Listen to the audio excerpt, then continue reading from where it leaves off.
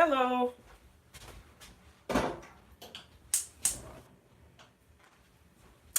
How are you? Good to see everyone, those of you that come through. I don't know who's coming through, but somebody will. Somebody will. I am not going to tell you what I'm doing. Just say, hey, MJ, I saw that video where you were dancing. It looked like you were using a Zumba song. That's why I asked if you were a Zumba instructor. I saw that, and I'm a Zumba instructor. So hold on one second. All right. Just trying to get stuff set up still. Hello, hello, Passion for Hunting and Fishing. How are you? I just watched one of your videos. Was it marlin? Was it marlin fishing? It was amazing. I'm okay. And I need to say thank you to you, because one of the reasons I'm okay is because you invited me into your live stream, what was it, 3 months ago? And from there, it's been nothing but going up. I just want to do one thing. I'm still trying to set up here. So let's go to my channel. All right. And it looks like I'm live now. Okay, so right now what I'm going to do, I am making some stock from chicken feet, so I'm running out of stock. And when I run out of stock, I get mad. So I'm doing that right now. I'm starting with 4 pounds of chicken feet that I have to thaw out right now. There it is. I'm thawing it in the water.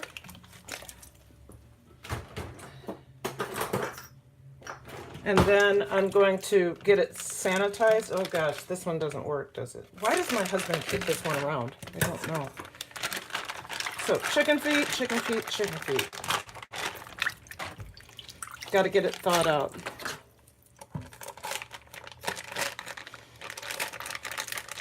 This doesn't work.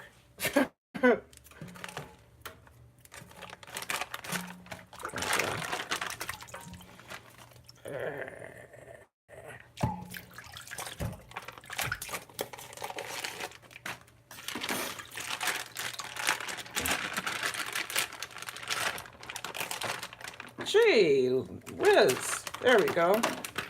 Okay, so I thaw my chicken feet in water. It's a gentle thawing process, so get those taken apart a little bit.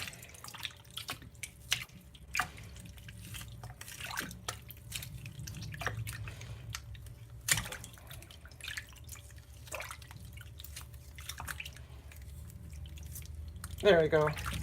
Let those sit in there a little bit, and I'll get back to talking to you. So, yeah, chicken stock from chicken feet. So I'm using 4 pounds of chicken feet, 4 carrots, 4 things of celery, thyme, bay leaf, onion. Hey, Angela Critters, how are you? I'm making chicken stock today. I'm making it from chicken feet and peppercorns.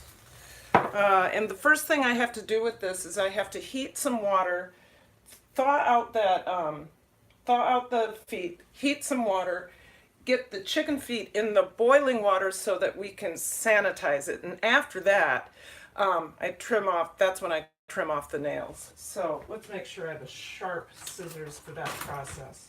That one's not sharp. I don't want to use this one. This is just a regular scissors. What did my husband do with my scissors? Because it's always the husband's fault. Not that I misplaced anything, of course. That's not it. Okay. All right.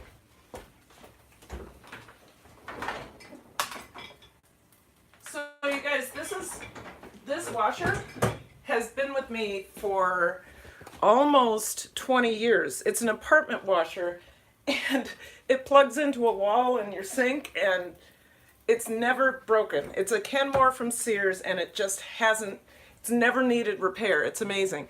Tell your husband not to touch the stuff in the Yes. Yes. Yes, yes, yes. Because because when I need my kitchen shears, he usually puts them where they're supposed to be.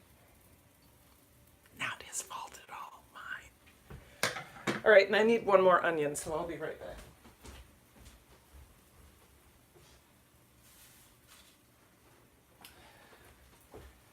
So, while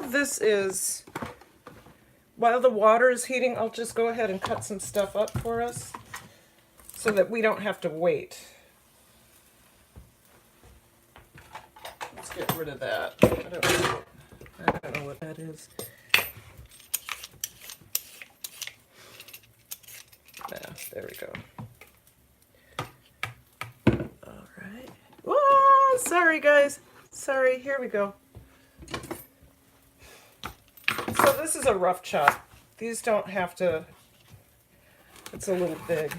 These don't have to be cut any specific way. Just so they're not big old meaty pieces.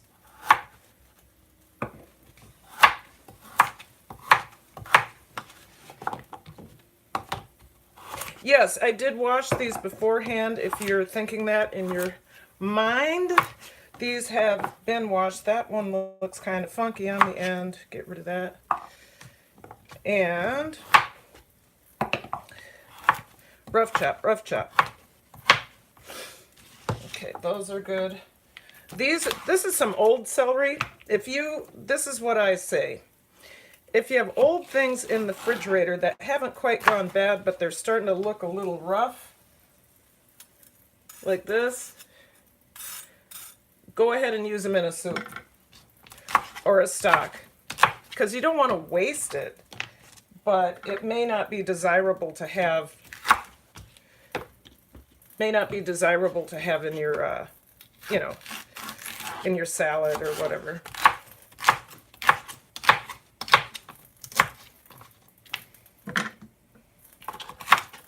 So what's going on in the chat? Hike with Me is here. Hello again.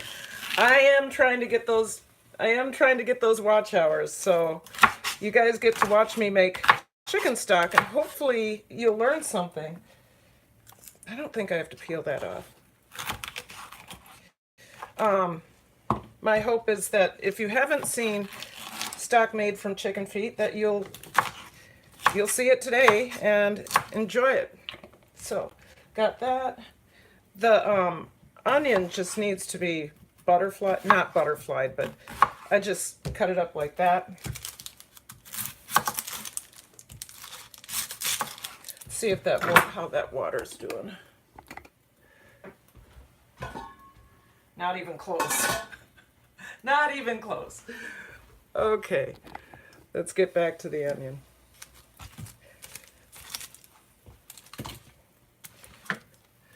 Hunting and stuff and Jada. Hello, passion for hunting and fishing. Hello, hello, hunting and stuff. Hey, SW, good to see you. Thank you for coming in. I really appreciate it.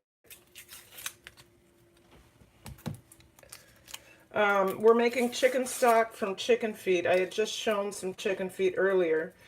And I'm doing some other preparation.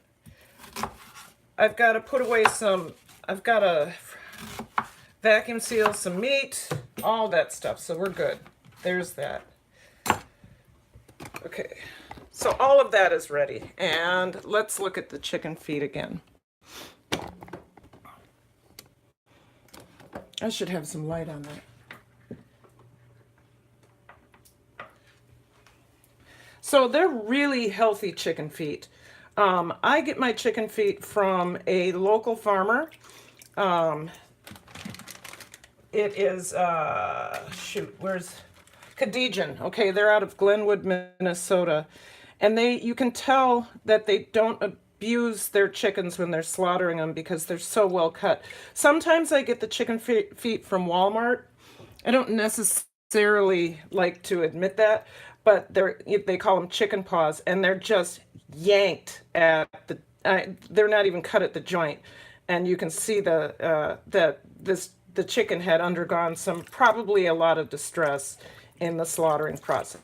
So with Cadigan and with most local chicken growers or chicken farmers, you can tell in the color and in the texture and in the fleshiness of the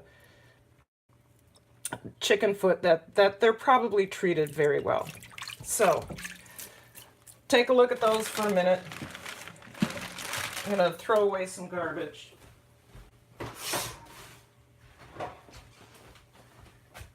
Okay, I get you guys, you know I'm a Zumba teacher, right? I'm a dance teacher and a Zumba teacher. You see those shoes? Oops, let me get that out of the way. Da, da, da, da. Yeah? When I got super excited about Zumba, I went out and bought all sorts of different colored tennis shoes. Thyme, I'm not specific about how much thyme I use. I use about that much. It's a fistful. So just pop that on top of the vegetables. And then, of course,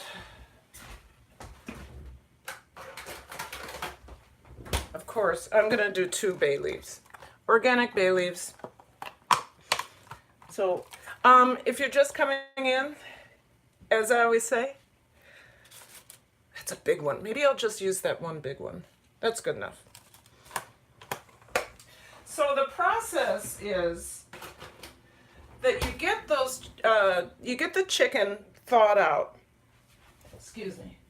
You get that chicken thawed out and then let it soak a little bit. So any blood or anything that's remaining in there, just kind of, hi Malika and kids, it kind of just comes out. So you don't have that.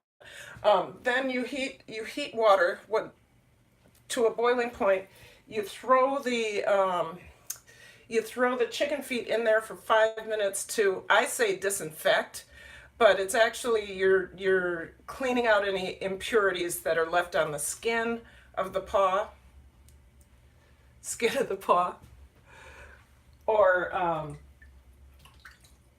under the nails. We're going to cut the nails out too. I know that grosses some folks out. I love it though. This is the best. Honest to God, this is the best chicken stock ever. Come on. I know a watch pot doesn't boil. Maybe if I turn it up all the way. It's the best chicken stock ever. What it makes is this super gelatinous chicken stock that it's so richly flavored. It's so richly flavored. The carrots give it a beautiful color. The onions, the celery, the bay leaf, the thyme, the peppercorns, they all just, those flavors just meld and it becomes just, like I said, the richest, most luscious chicken stock I've ever had. Much better than, I gotta get you out of that light, much better than chicken stock from the store for sure. Guaranteed to be wheat free, because believe it or not folks, some chicken stock that you buy at the store or some chicken broth has it's a little bit thick. They add a wheat powder to it. So those of us that are gluten free, it's kind of hidden in there and it messes with you. Let's see what's going on in the chat. Okay, so Wine and Dine with Jeff. Hello, hey again. What was it that I just saw? I saw the salt crusted fish that I've never heard of. Salt crusted fish. Awesome. You guys, if you don't know, if you have not gone over to Wine and Dine with Jeff, he does some amazing videos, and darn it, he needs to be on Food Network. But he's on YouTube instead. So, Jeff, that fish looked awesome. And I did ask you a question. Can I do that with any fish, or do I have to do it with specific types of fish? Because that looks like a really, really tasty preparation. Really good treatment for that fish. So, when branzino, branzino. What does that taste like?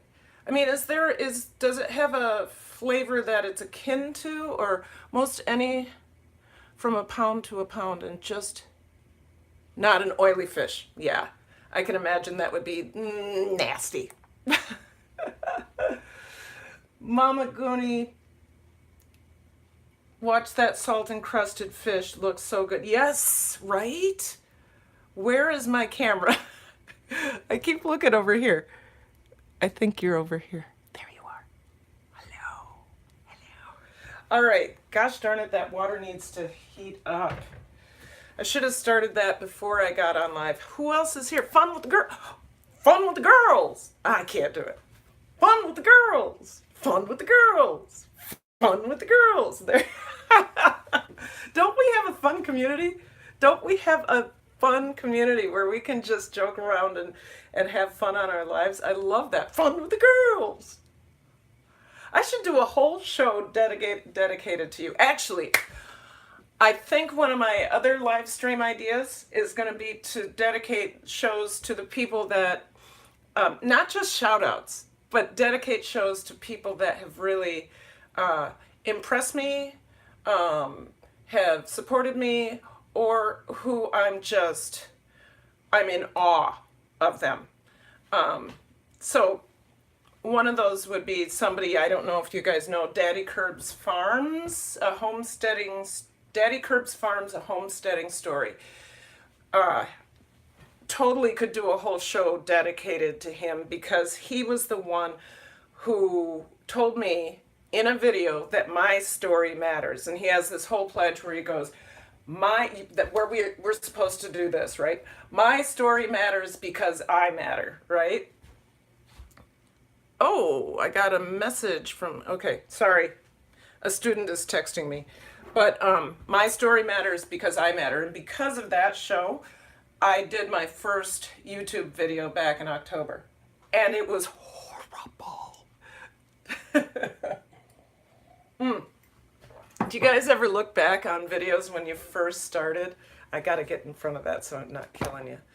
When you first started, I every now and then I'll go and look back, and it's like, why was I talking to the camera like this? You know, I was so serious, and it's not that serious. It's not. It's not. It's fun. If it's not fun, you're not doing it right. If it's not fun, you're not doing it right. Live, love, and learn. I forgot to say it. Live, love, and learn. Yes, you guys. Live, love, and learn. That's what I'm doing today. I am definitely living because I'm making stuff that's good for me, for my... That chicken stock is good for everything. If you're sick, drink the stock. If you need energy, drink the stock. If you are having if you're feeling a little bit depressed, drink the stock. It's like a miracle for me. What's going on in here? Fun with the girls, passion for hunting. I can't believe since I met you, you were so small and looking now. You guys, do you know Passion for Hunting and Fishing? If you don't, please click on the 3 dots, go out and check him out. He does some amazing stuff.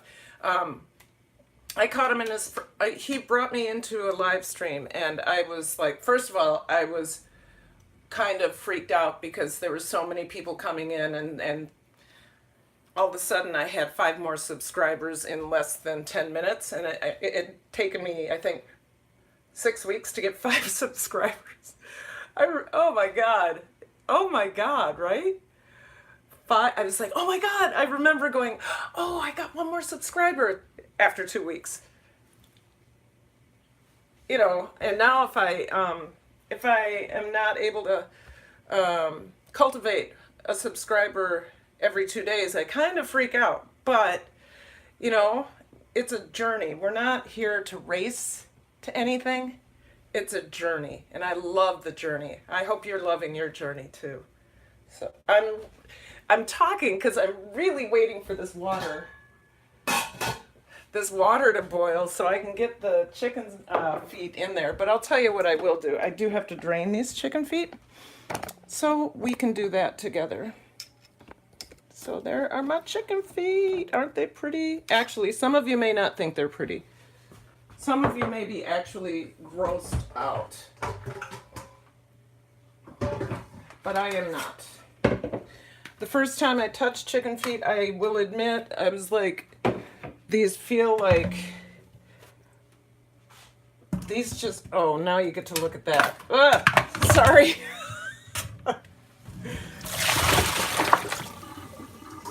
Okay, first time I looked at chicken feet, I thought they looked like little hands. And then I found out that they actually used to use these in old black and white movies to represent witches' hands. I think they would do like that. Anyway, so good healthy chicken feet. Oh gosh, Carter's Eat just did a video where she these are looking good, where her husband, or she reminded us of a video looking very good, where her husband had made some chicken feet and legs, so legs and feet, and I got to get that recipe because it looked delicious. Okay. I could stop in for a bit. I could only stop in for a bit, but we're in the middle of her second video. Okay, cool. I'm glad you came in the first place. Fun with the girls. I really appreciate it. Hey, Ralph's Trucking, how are you? I am making chicken feet from chicken. I'm not making chicken feet. I'm not making chicken feet. The feet are already made. I'm making chicken stock from chicken feet. And I was just saying how I just touched my hands. I should be putting on some gloves, don't you think? I was saying that the chicken feet make the best stock. It makes this super gelatinous stock that is rich and luscious in flavor, and with all the other ingredients, they blend, and I wouldn't make it any other way. My mother used to make chicken stock from the carcass, and it really wasn't a stock, it was more like a broth, and this is a real stock. I'm cooking with my Instant Pot too. I'm cooking while you are cooking. Good, I'm so glad. Our parents and grandparents didn't wear. Right. Thank you, Ralph. One of the reasons I wear gloves is it's mostly when I'm working with raw, like boneless, skinless chicken that has come, it's factory chicken, because I don't know what's on it. But this chicken comes from, or these chicken feet come from a small farmer who I know in Glenwood, Minnesota, where my family, when my family first moved to Minnesota, that's where they were. So we know this family. Kind of. I don't know them. My parents did, and my parents are dead. So, but I know that this is the same farm where my parents used to get their chickens. So, stock and broth. Okay, well, there is a difference. If you've ever heard of bone broth, that's actually stock. This is probably, okay, what is the difference between, I can look it up. The difference between stock and broth, I know one is made with bones and the other is made with mostly meat. Like taking a whole chicken and stock and broth. What is the difference? So the difference between chicken stock and chicken broth is that a chicken broth is made with the whole chicken usually, and so has lots of meat. The chicken stock is made with bones, and it sucks out all of that, the gelatin that's in the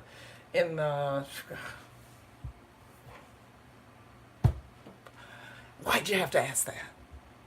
I think it's the difference. I know it is. It is the difference between using the whole chicken and meat is chicken broth, and chicken stock becomes more gelatinous because you're boiling the bones to death. Not to death. Karen, you are so awesome, getting more natural every time I watch you. Thanks, Jeff. It makes me feel good. It also helps when my husband isn't in the house because I feel a little more free. Not that he has anything to do with me doing well or not. Oh, there he is. He's walking the dog right now. And then he's going to go practice his guitar.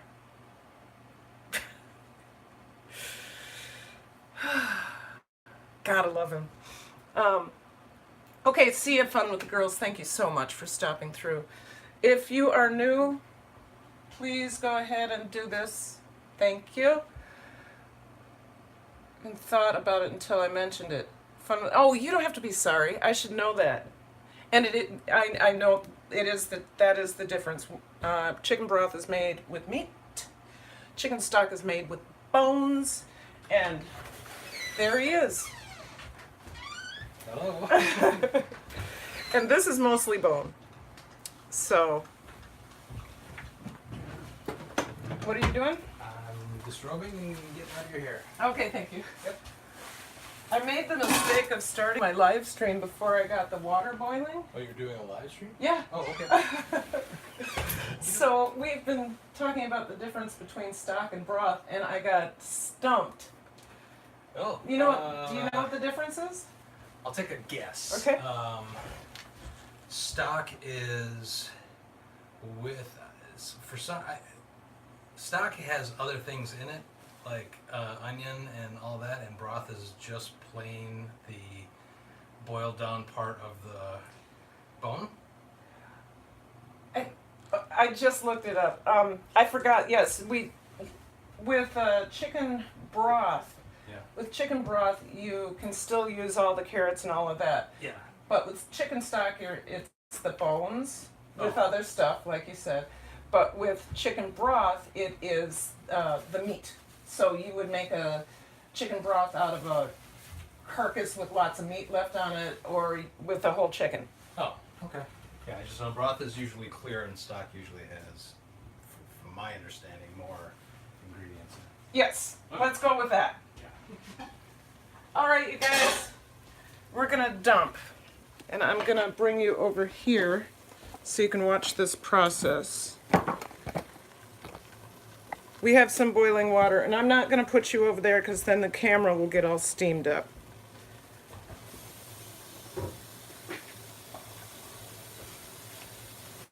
I'm not gonna dump because it'll,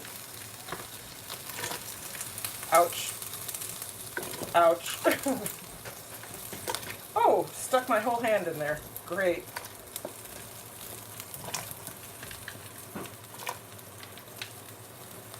All right, so I'm going to put my timer on 5 minutes.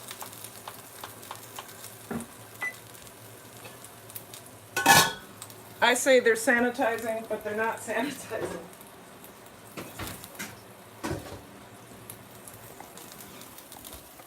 Oh, by the way, I did get my tripod fixed. It still snaps off and breaks a little bit, but not breaks. It's the thing that holds the camera pops off every now and then. But you know, when you pay $18 for something that most people would pay, I don't know, 30, 40, 50, 60, 70, 80, 90, 100, $110 for it, that's what you get. You get parts that pop off. So if I'm not willing to spend the money, I need to understand that things may not work as I had hoped. So, let's see. Rebel just saying hi. Hi! Fun with the girls. Okay, you left. There's 8 watching, please. Thank you. Ralph's truck. Hey, you're in Wisconsin? We're in Wisconsin. Cool. You know, St. Paul's not that far from there. You could just drive that truck right on over here. Come on, Ralph. come on over to the bright side. I don't know what I was doing.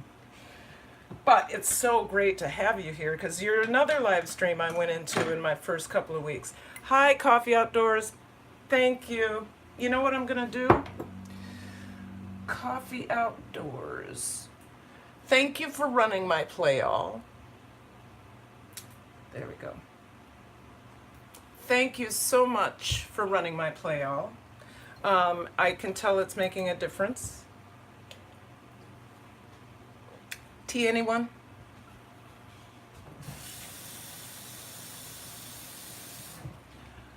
I'm gonna do the big no-no. I'm gonna heat up some water in the microwave, which I said in my tea video that you should never do the water in the microwave.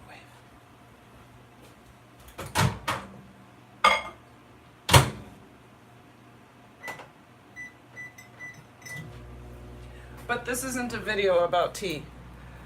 Oh, numb. Karen, do you need to watch? Karen, do you need some watch time? I can run your play. I would love that. You would not believe, I really wasn't concerned about watch time, passion for hunting and fishing, and then a friend of mine hit her 4,000 hours, and I was like, I wonder how much time I have. Now, mind you, I didn't start going live until April because I was afraid of it. Still a little bit afraid of it.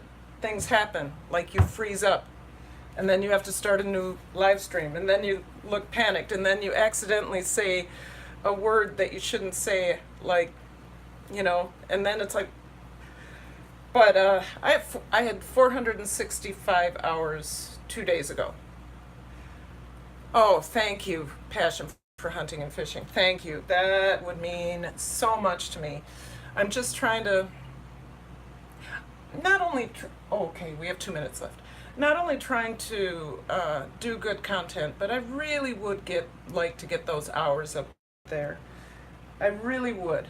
I'm not in a hurry. It's just that I don't want to run out of time. And right now it looks like if I go at the pace I'm going right now, I won't make it by October. So, live stream, run my play hall. Yes, let's do this. Thank you. All right, so we have 1 minute left on that, and then I am gonna get gloves because this is gonna get hot. Great, you get a butt shot. And I want my tea.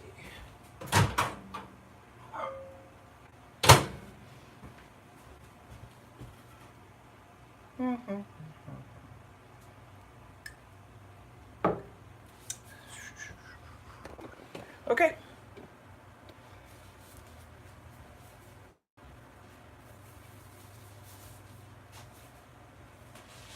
These little gloves aren't going to help me, but it's just for when I start working with them. Yep, that's good.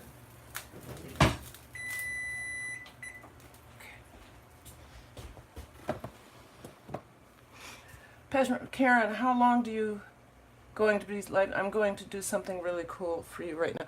I'm going to be live streaming hopefully for a while. I have a bunch of different things I have to do. I have to do another Beet Kvass. With this time it's going to be a Pear Kvass, and I am going to, there's other stuff I'm going to make. It's a Saturday prep day. So anyway, got to get this off.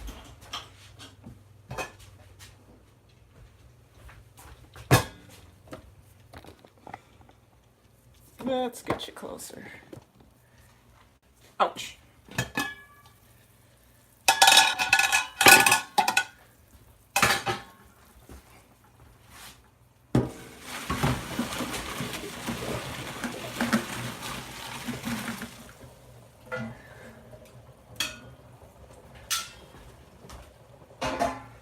All right, even closer.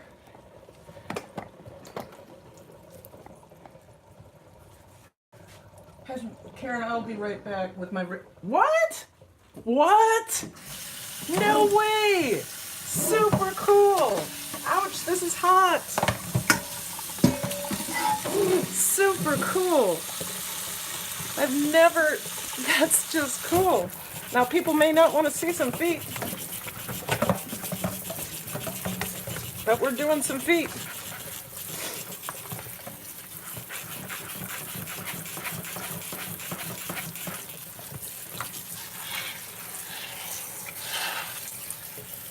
Wow, that is just, that's awesome.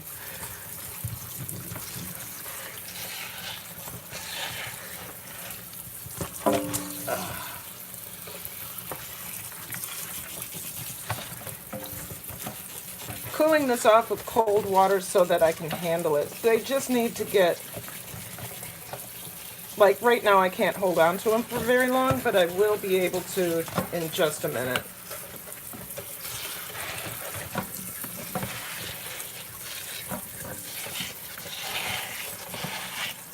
I just shared this out. Thank you, Coffee Outdoors. Fun. Fun, fun, fun. Can people handle the feet?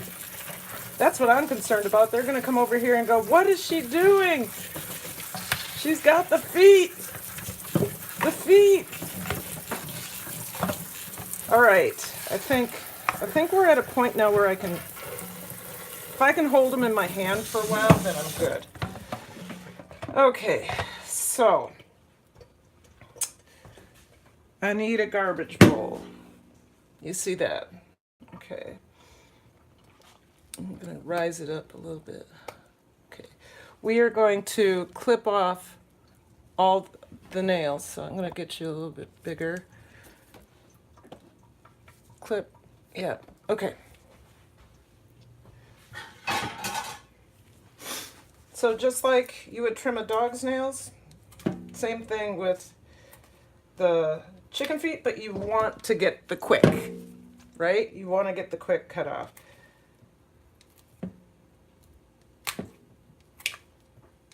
So I hope people are okay with this. If you're not, pay attention or don't look, but stay on. And if you're here, oh my God, King George, that's a lot of chicken feet. Yeah, it's 4 pounds of chicken feet because I'm going to be making at least 3 liters, at least 4 liters. So each of these, each of the pounds will make about a liter, maybe more. And I have to clip every one. Like I said, it's like if you've ever clipped a dog's nails, it's very similar, but you're trying to get the quick. You're trying to get right down in there. So when I first started doing this, I would cut off like that much. You don't want to cut off that much. You just want to open up that toenail so that when it's cooking down, all that marrow and gelatin from the bone comes out.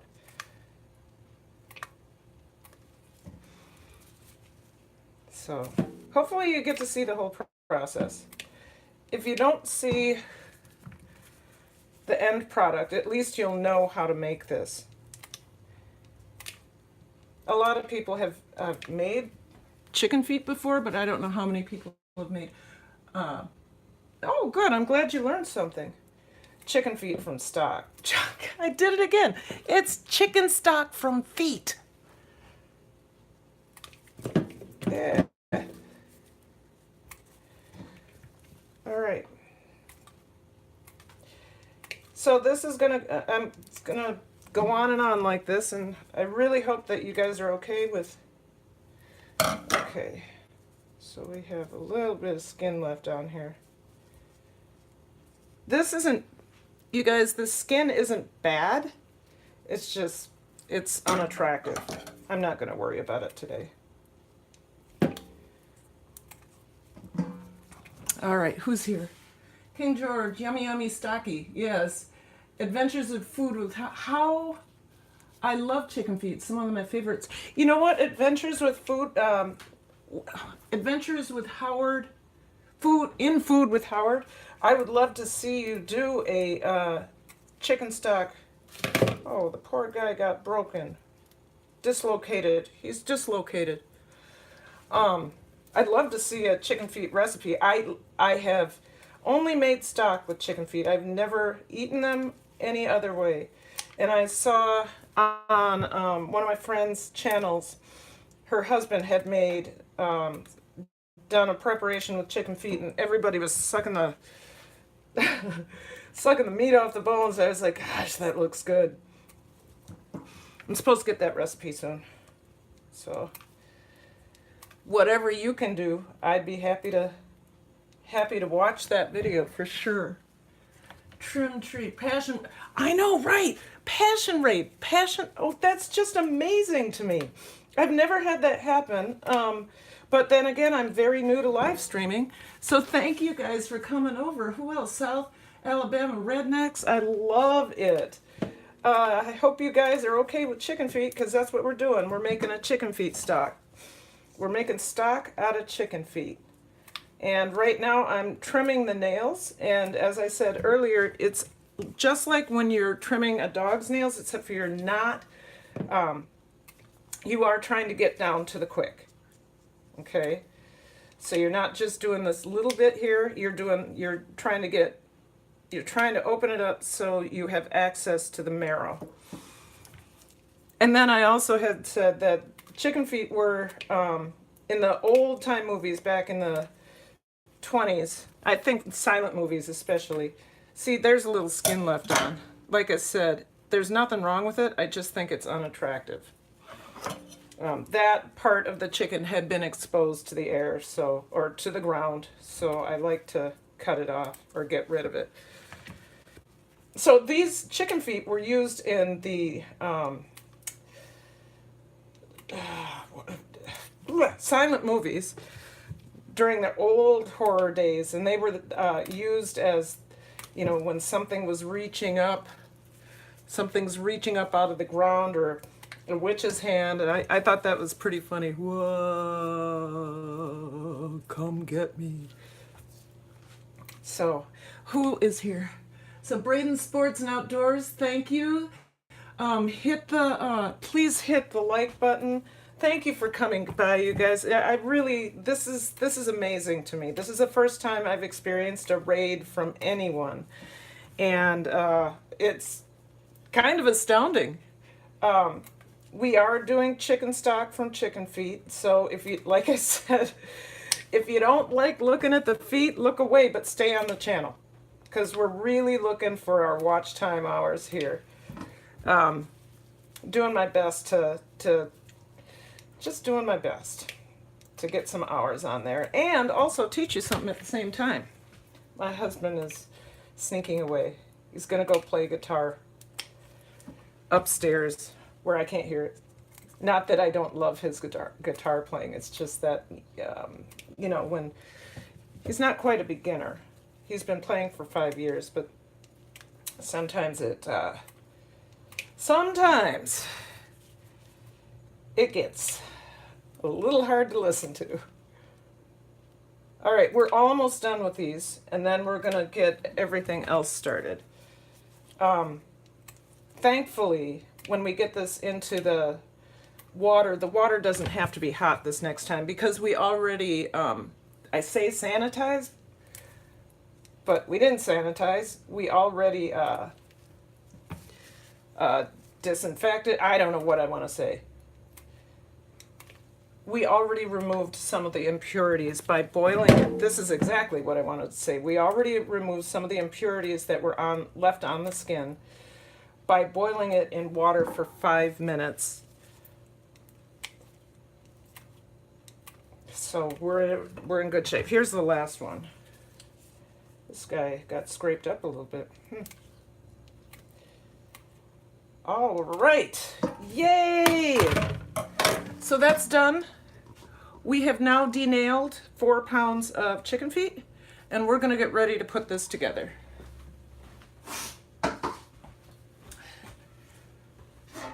First thing I need to do before we do anything else is load that up. Coffee and well, chasing guns. Hello, Yo-Yo Biggs. Yo-Yo Biggs. Yo-Yo Biggs, Braden Sport. Look at all of you in here. Adventures with, okay, let's start Coffee Outdoors is here. He's one of my moderators. Malika and Kids is here. Passion for Hunting and Fishing. I got a, yes, he rated me. Excellent. I got Coffee Out, I think I already said that. Mama Goonie, King George, Adventures in Food with Howard. One Peaceful Mind, Alicia's Handmade. Hello, hello, thank you for coming. That's where we're going to start right now. So just about a gallon of water on the bottom, and then we'll fill it up. I'll come back to the roll call in a second. I'll put this here. In we go. Okay. So, I have a gallon of water. I have a gallon of water in here. Right now, I'm going to put all of these in, and then I will put more in after I get the other ingredients in there. I can just dump because I'm not going to get burned. Okay. So there's that. Okay. Now, this is one of my favorite kinds of recipes because really, again, it's a dump and go. Good. Get that in there. And finally, my peppercorns. Okay. And a little bit more water.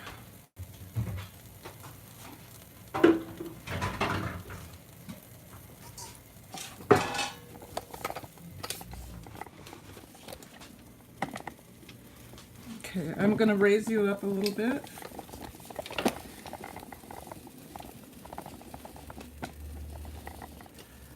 And there we are. Okay.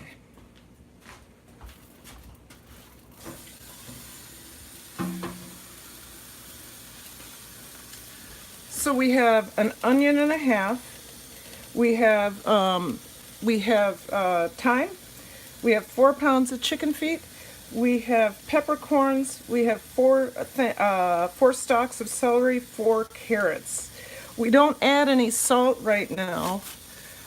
We salt at the end after we've strained everything out. And what I want to do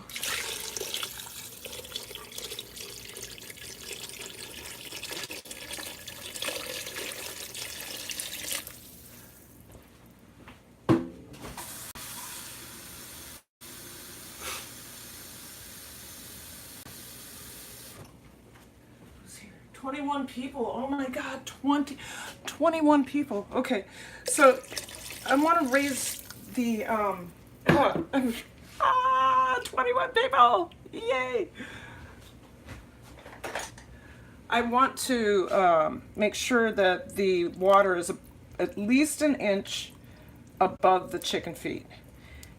Anything that's floating, that's fine. I'm not worried about that. I just want more water, more than an inch above the chicken feet.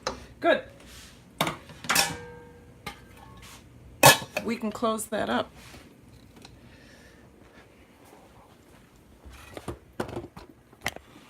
So, wow, that's my big face. Let's shrink you down a little bit. There we go. All right, and lower you down.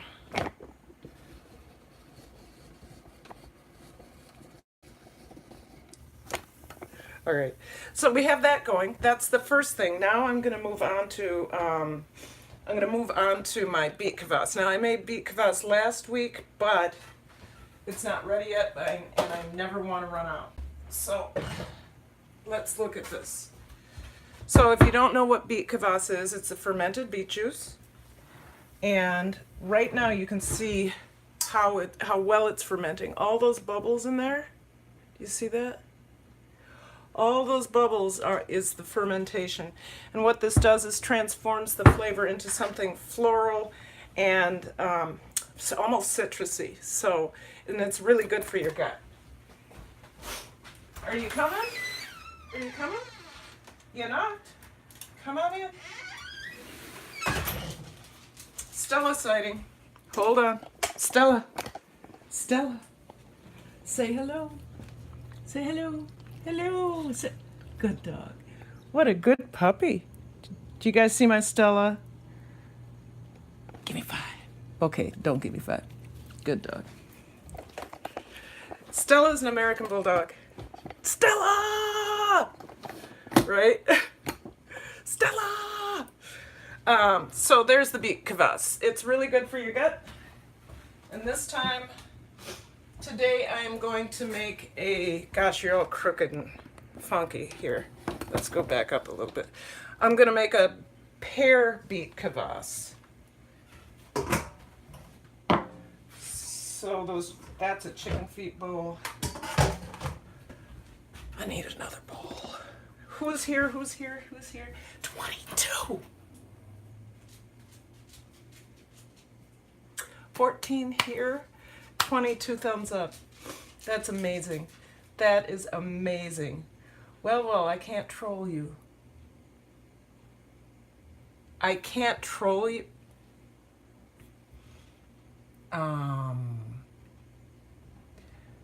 Move. Okay. All right, so I am going to get my beets, get my pears, and then we'll get started on that.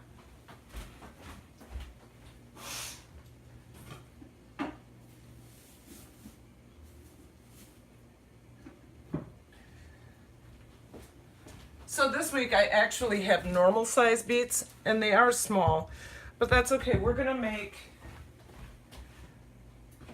use, I think I have 3 pears? 3 pretty hard pears.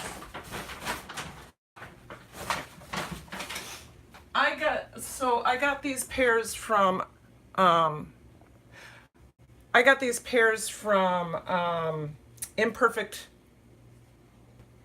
Imperfect Produce, I think it is. If you guys don't know what Imperfect Produce is, it is a company that rescues food that would have otherwise been thrown away because it's the wrong size, it's the wrong shape, it's the wrong color, but it's still perfectly fine. So today we're going to use, like I said, we're going to use the 3 beets, 3 pears, and I'm going to get some ginger. So we're going to have a ginger pear Beet Kvass. So 11 watching, thank you. Thank you. So a ginger pear Beet Kvass. Ginger. And I might throw a lemon in there to help with the acid flavor.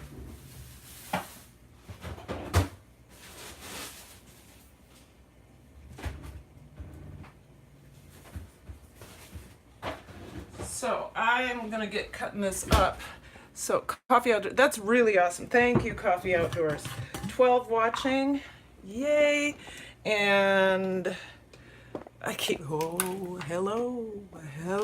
Okay, so I need to get another pair of gloves because as we know, beets stain. And I also need to wash my beets because these are not organic. These are conventional. So I'm going to wash them, and then I am going to spray them with apple cider vinegar, which I have made. I have video about that. And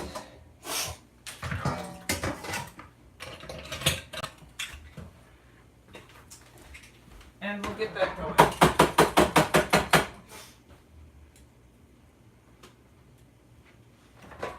Thank you for putting up with my little bit dirty kitchen at times.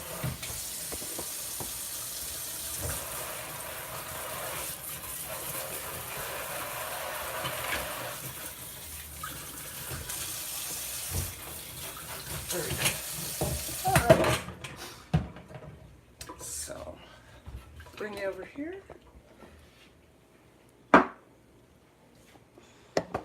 Oh my, I forgot some gizzards in there.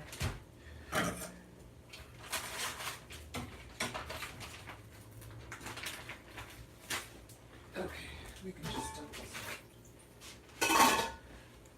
I had some old gizzards from a chicken that I forgot to dump in. Let's share the live stream. Smash. Yes, please do. Please do. Okay, I keep disappearing out of your sight. I'm coming back. So, oh, I actually do know what I'm doing. I'm just not acting like it.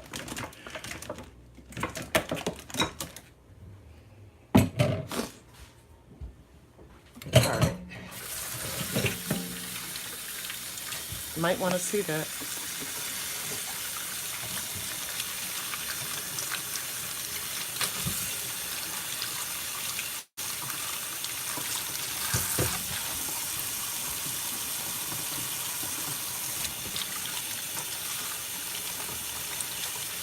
Okay, so then I treat these with apple cider vinegar that I put in a... This helps to kill bad bacteria and yeasts, and it inoculates it with good bacteria. Because apple cider vinegar is a fermented product also. So we'll deal with that, let those sit for about 5 minutes, and you can come back to me over here. And 9 in the house, 24 thumbs up. Can we do something about that? A little bit more, a little bit more. Come on, come on. I need to blow my nose. I'll be right back.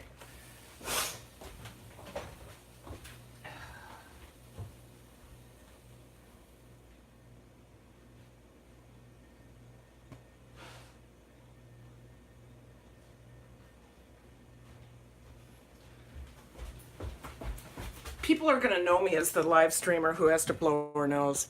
I swear to God, it's a nervous tick or something. All right, here we are. We have pears that camera's over here. We have pears that I am going to cut up. These are organic, like I said, from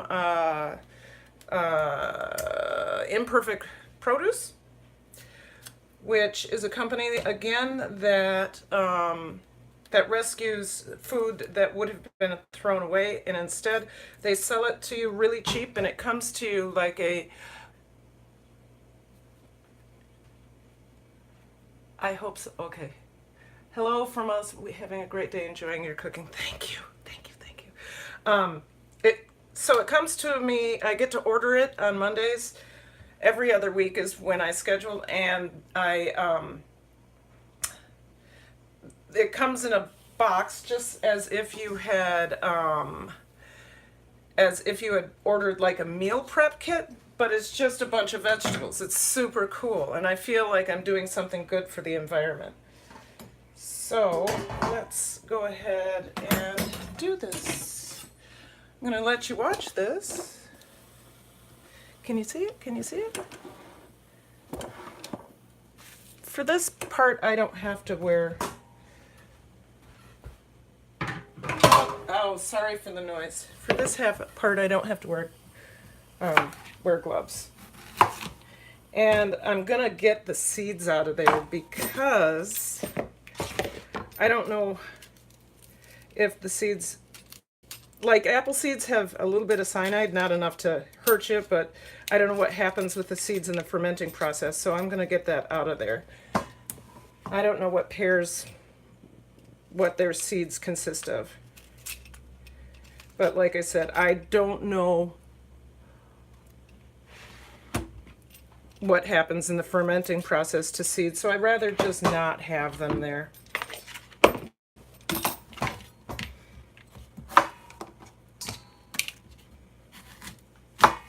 Ah!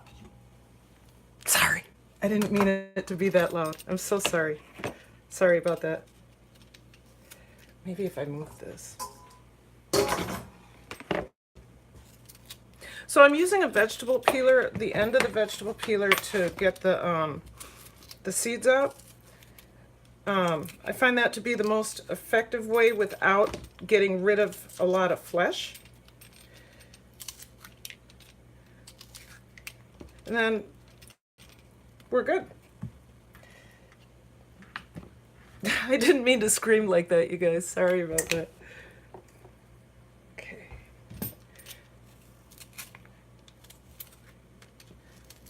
Thank you, the 8 of you that are still here. Actually, 8 is my normal crowd, so this has been really fun for me. I'm really excited that I had a friend, passion for hunting and fishing, come and talk to me, or come in here, and then we had a passion raid, which is great. So, but there is some power that you have to put into this. There's a little bit more there, good. And last one. Like I said, the reason I do it this way is so I don't waste a lot of the flesh, because that's what I want. I want the flesh. Okay, good.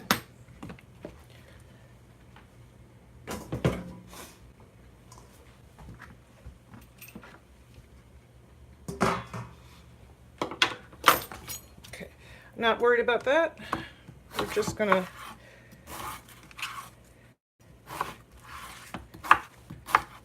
same size as I will do the beets, 1/2 inch pieces.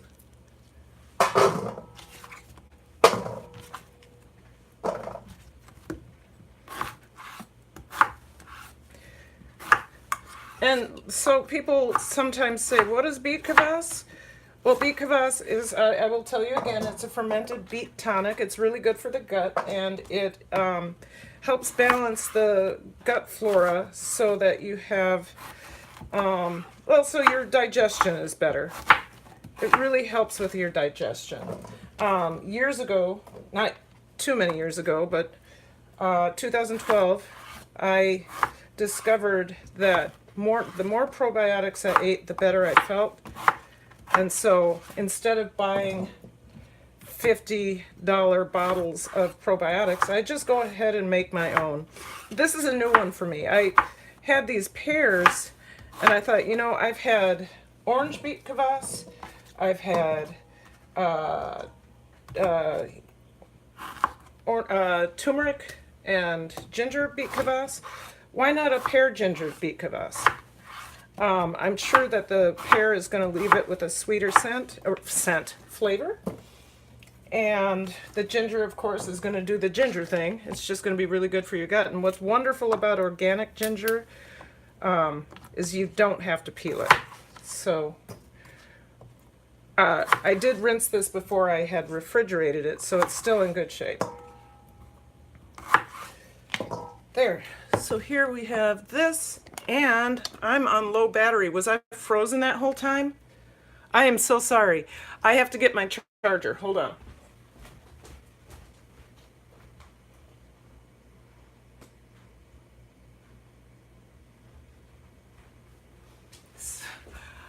I am so sorry about that. I am so sorry about that. I'm gonna... Okay. You guys, you're so kind to stay. So we have our pears and our ginger in here, right? Okay. And then I'm gonna share this out because I want to see some of my folks in here. Come on. Come. I'll be there in a second.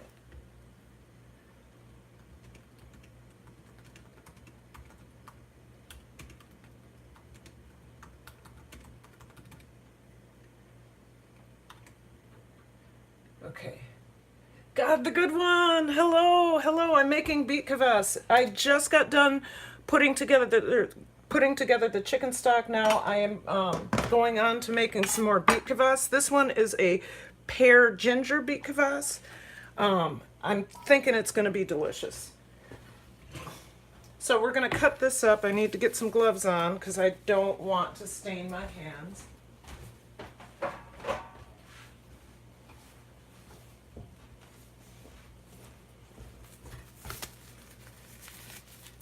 And then we're going to make a 2% brine, which is 2 quarts of water and 38 grams of salt. If you were just doing 1 quart of water, it would be 19 grams of salt. Oh God, my hands are a little wet, so there we go. Okay. once again, these were conventional beets, so I needed to wash them and spray them with apple cider vinegar to help, one, get rid of bad things, and two, like bad bacteria, to inoculate it with good bacteria, because apple cider vinegar is a fermented product as well. So there's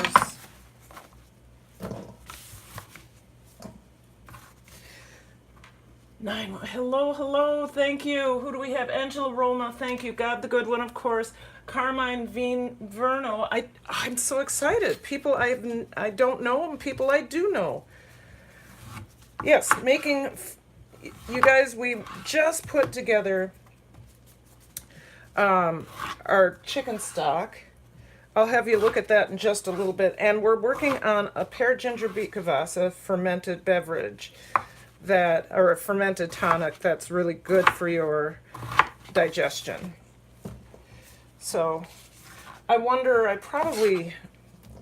because I'm using pear, normally I would use an orange beet, but I got these from Imperfect, I don't have to throw, yes I do. I got these from Imperfect Produce, and I want to use it. So this is a smaller one, so we're just gonna, there we go. Yes.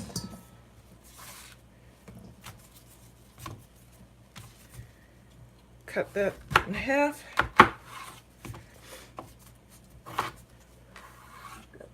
I love beetroot. Yes, you know what? I didn't, God the Good One, I did not start eating beets until about 5 years ago. And that's when I started roasting them. I don't think my mother liked them because we never had them. Or, well, they should have been available in Minnesota because we do a lot of sugar. We have a lot of, unless sugar beets are different than what this is. But we never had it as kids. And I discovered how delicious they were, and I've been cooking with them or fermenting them ever since. Great stuff.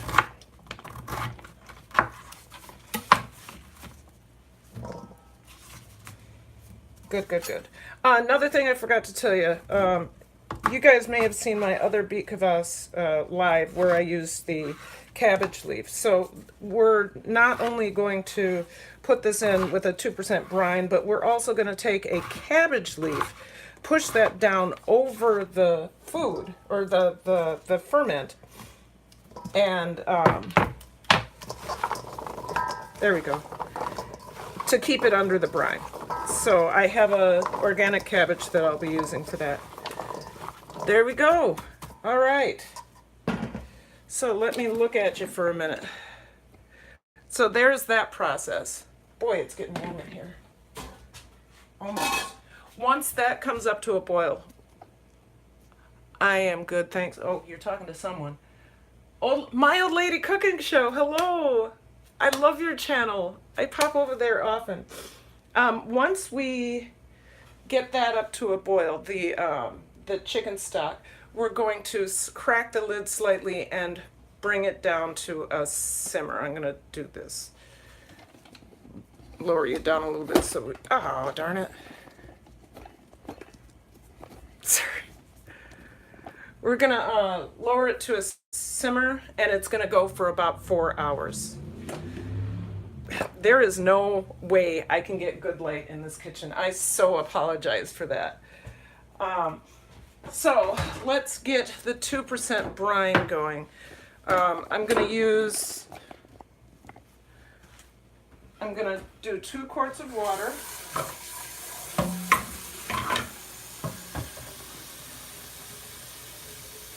Not yet. My tea. 2 quarts of water, 39 grams of salt. 2 quarts of water to 39 grams of salt to 2 quarts of water. There we go. You know what I forgot? I'm also going to put a lemon in here, so let me just cut that up really quick because I want that tartness. This is going to be a cross between a fruit kvass and a beet kvass. Yes, there we go.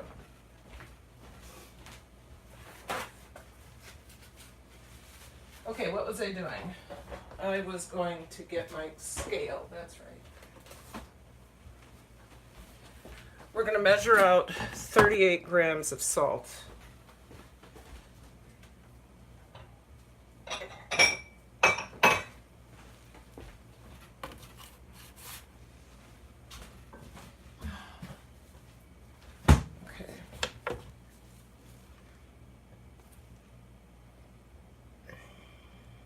Okay, we're on grams, and we're zeroed out, so.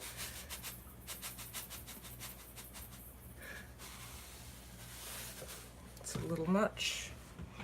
That's 41. That's, it wouldn't hurt, but.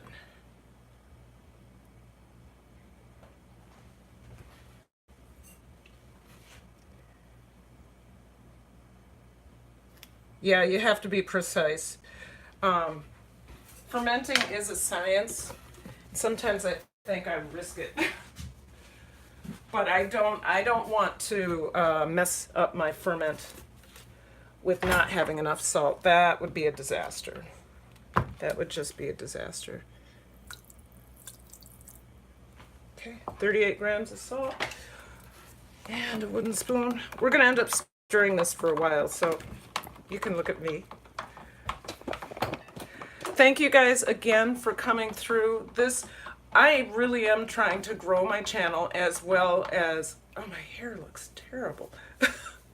I'm trying to grow my channel as well as get some watch hours.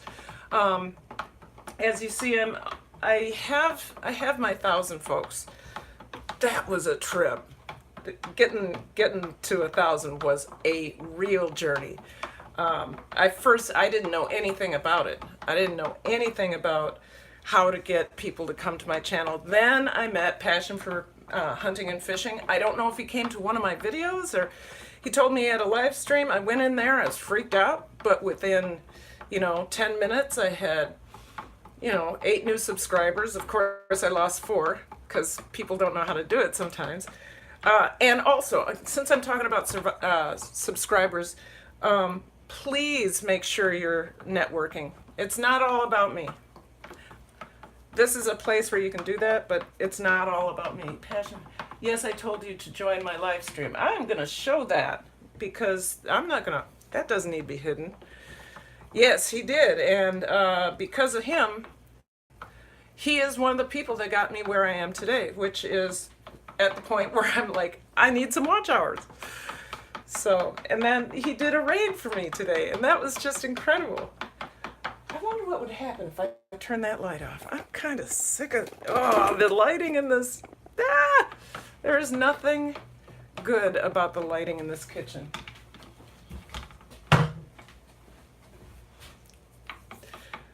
So, Mama Goonie, 30 likes. Okay, it would be great if I got 35 likes. Woo!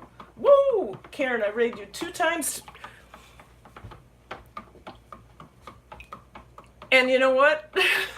I will tell you, my topic, the stuff I talk about, people are interested for a little bit, and that's fine. That's fine. And then they got to go on to someplace else, which is also fine.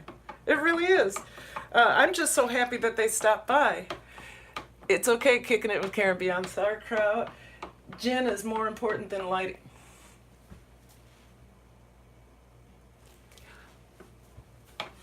Yep. You need to quit. Actually, that up there is a bottle I brought back from Poland of Zambrowska Buffalo vodka. I didn't think you could get it in the States, but oh my goodness, and that is a sippin' vodka. Now, I don't like to talk about drinking on my channel because I have kids that come in here, but that's a gourmet vodka. And I had to keep the bottle. Now, of course, you can get it in the cities or in the United States, but that bottle came straight from Warsaw, Poland. So I wanted to hold on to it as a memory. All right, guys. It is time. Where's my jar? Oh, there's my, oh, where is everything? It's time to bottle this stuff up. So let me see. I wonder if I can get it a little bit bigger. There we go. That's so I don't spill on anything. If you see it's clear, clear means that it is, the salt is dissolved. So I'm going to put this in here. I've got lemon, pear, beets, and ginger going into this kvass. So it is going to be a cross between a fruit kvass and a beet vegetable kvass. I think this is going to be really interesting. I've never done this, but I got these pears from why do I keep forgetting?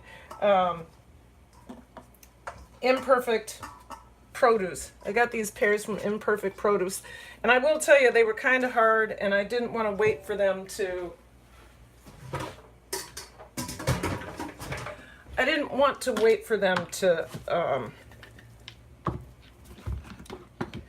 ripen, but I knew I could use them in a kvass. So we're going to go right up to the top of there. Then I'm going to put a cabbage leaf on. One of the, and a really important part of fermentation is making sure that your vegetable or fruit or whatever stays under the brine so it doesn't get exposure to oxygen or bad bacteria or things that float around in the air. If that happens, if bad bacteria or if it gets exposed to oxygen, it's more vulnerable to bad bacteria getting in there, and then your ferment is done. Anytime you see a ferment that has that is green or black, you need to throw that away. There's no need for you to try to hold on to that. You could really not. I'll just say it's very serious. You need to keep it under the brine, and if you see, or if the ferment is suspect at all, throw it out. I have never had a problem with bacteria or mold. I have had a problem with something called comm yeast, but comm yeast is not dangerous. It's just annoying. It may give your ferment an off flavor, but more than likely it's just going to be this fuzzy stuff that's on top that you remove with a spoon. Another reason I use a cabbage leaf is cabbage has a lot of really good bacteria on it. It's like my natural ferment host, you know. It always starts the ferment going really well. Now, another thing I'm going to do that I forgot to tell you is that I'm going to take a batch of Beet Kvass that I've already made. Oh gosh, darn it, you didn't, I hope you heard that. A batch of Beet Kvass that I've already made, and I'm going to use it as a starter. So that cabbage with all of its good bacteria on the outside, plus the already fermented, isn't that a pretty color? Beet Kvass will get this going really quickly. So we got that in there. The next thing I have to do is I have to add what I call any sort of weight to keep this down. So I have Sour Stone should pay me. I'm always using Sour Stone. I use the Sour Stone to help me keep the ferment down. So I sanitize these before I put them away. So we'll put that right in the center and push down. Then we're going to add the rest of as much as I can get in there. Can I get it all in there? Yes. Excellent. So there's 2 recipes I've done. What I have to do is get an airlock and I'll show you how that works. I have to get an airlock and an airlock lid. I'm going to seal it up, and I'm going to cover it up so that it doesn't get exposure to direct sunlight, which there is no direct sunlight in this house. None. We're at, okay. All right.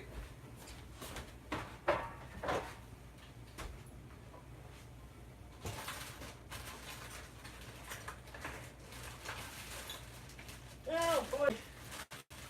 Hold on a second. I lost my lids. Oh, there they are. Do I have one? I do. So, airlock lid. See that? Oh, I think we have a boil. Yes, I'm all over the place.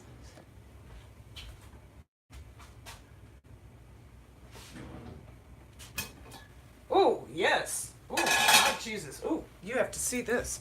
I'm going to unplug for a second. I have to plug you back in, though. There we go. We got a good boil going on.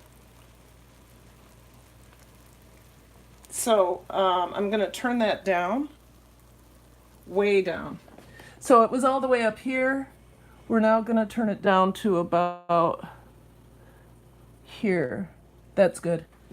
I'm going to put that, oh, my hand is burning. Okay, we're going to put the lid on right there. All right, gotta get you plugged back in. Oh yay! And here's my face. All right. Okay. All right. So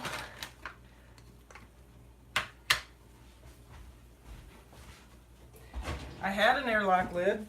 I got so excited about the. What did I do with it? Ah! These are the things I don't like. Oh, there it is. Airlock lid. This is an airlock. You put water in here. You stick the airlock it in the airlock lid, and all of the CO2 goes up through this hole, comes through the water, and then nothing can get back down. So I do one more step beyond that because we have a house that every building has comm yeast, but for some reason my house has a lot of it. And I want to avoid it having availability. So I take plastic wrap, and I go right over my ferment, get it airtight, absolutely airtight. Go away, go away. Screw that on there. There we go. And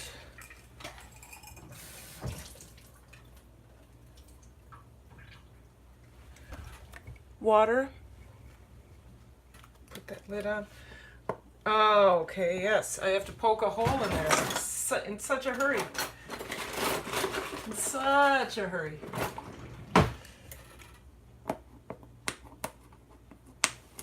There we go. Got a hole in there. Put this down through that hole, and there we go. We're good. We're absolutely wonderful. We've done 2 recipes. 2 recipes this afternoon.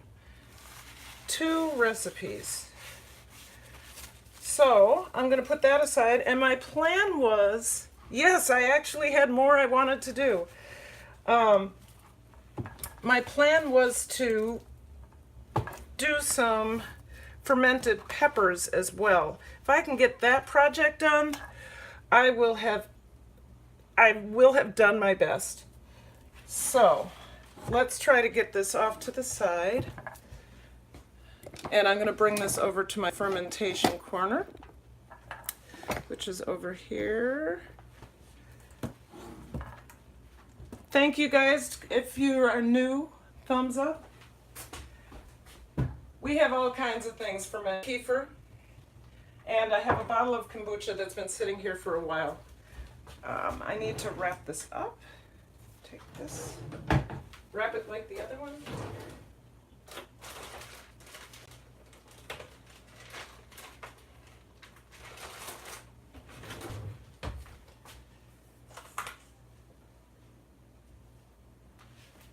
Big rubber band.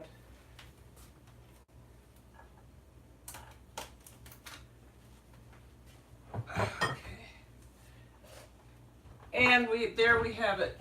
I always have to have a lot of Beet Kvass on. Hi, Miss Natural in New Orleans in here? Yes. Hello. I always like to have a lot of Beet Kvass on hand because we go through it so quickly. And I was pretty neglectful for a while, and we ran out. We ran out. So I have one finished, and in the fridge I have 2 on the docket, so we're good to go. Absolutely good to go. So, let's see where we are.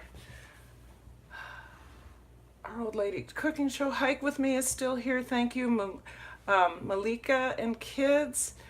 King George, thank you for being here. Familia de Estrada, thank you so much.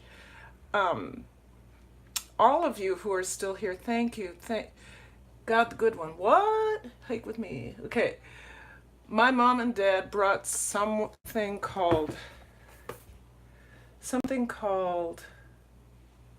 Bruegel 101 back from Dominica once. Oh, that was like fire water. Yes. That fruit looks real good. Yes, it is. Good. Okay, so I have to make a choice here. Do I want to do the fermented peppers? I think I do. But I also have to do, prep for next week, and part of my job for that prep is to get the grapes ready to be bagged up. So what Troy and I do is, instead of a lunch bag, we have what we call little bags, which there's fruit, there's cheese, there's vegetables, there's chicken, and there's something else. Oh yeah, I do a breakfast bar. So I think it'd be more interesting for you to see the peppers though. Huh. I'm definitely wearing a whole mouthful of tea right now.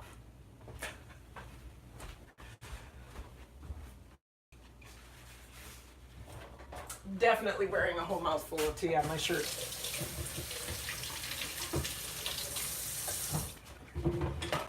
So, my dears, what's your preference? Do you want to see fermented peppers, or do you want to see me wash some grapes? Fermented peppers won't take that long. They'll give me another hour. So, I gotta put this cabbage away, I gotta put some other stuff away, and we'll get working on something. It's, Preparation Saturday. Peppers, okay? Mama Goonie, you got it. You got it. Chicken stock's looking good.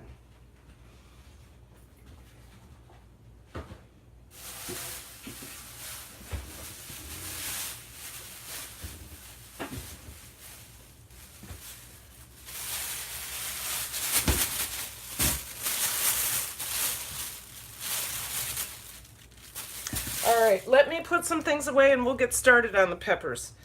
All right, I also want to share this out and tell them we're going to do some fermented peppers. Create a post. We're on to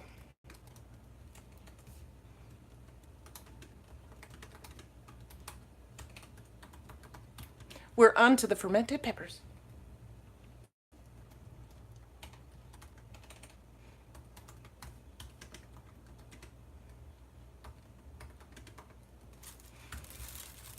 Okay, all right.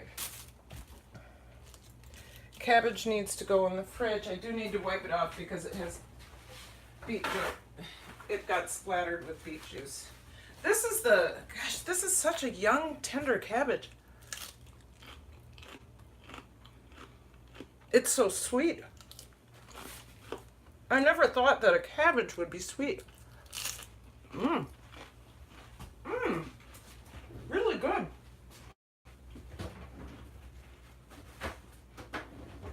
Excellent.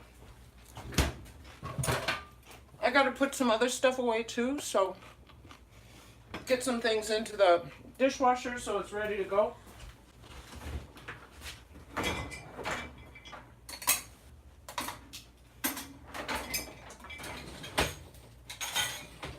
What else do I have that can go in there? I need a knife. I just won't use the chicken knife, I guess.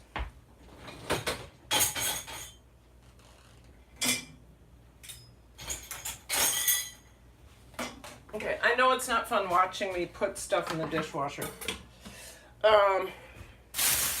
And before we move on to this, I do have to do a couple dishes.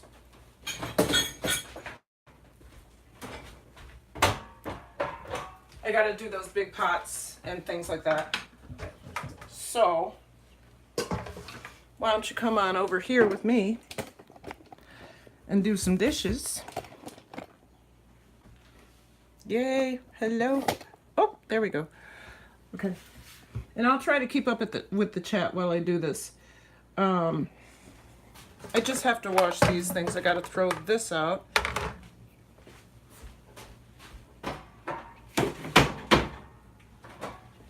So we're gonna move on to the peppers, and the peppers, Karen, oh, thank you so much. The peppers have three ingredients.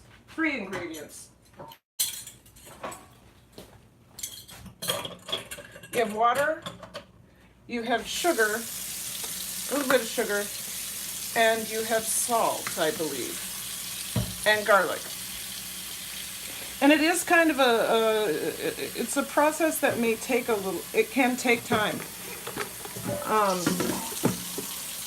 I've done a video about it, but I'd love to do it live as well. So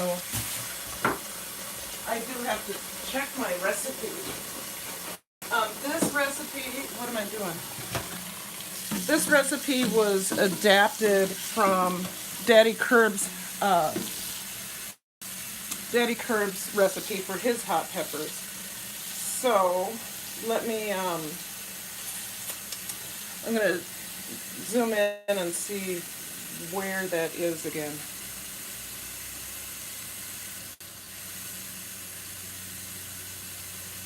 All right.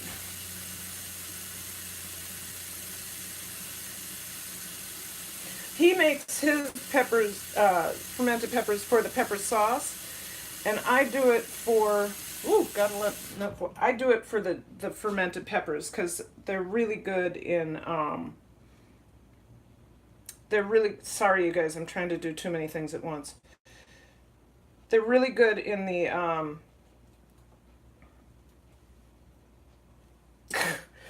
okay,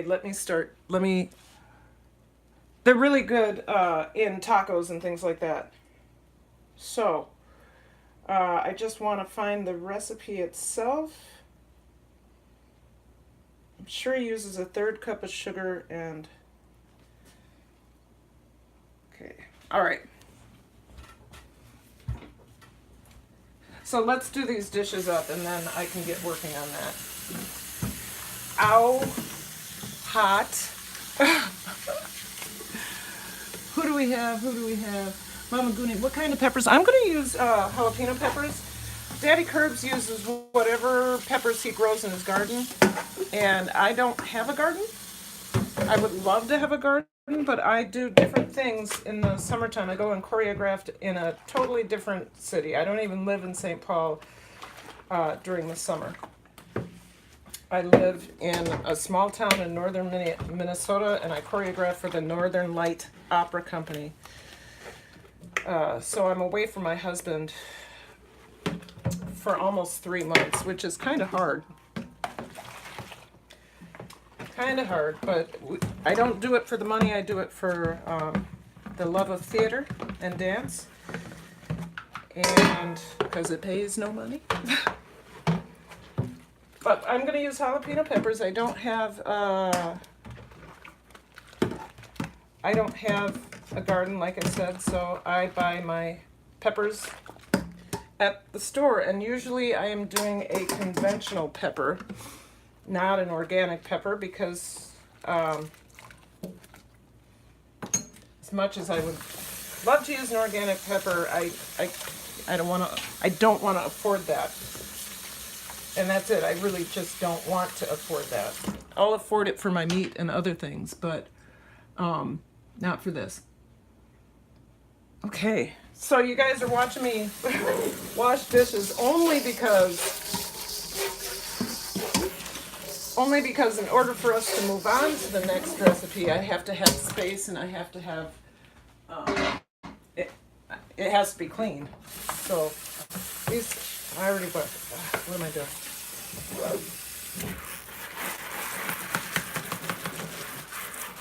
Okay.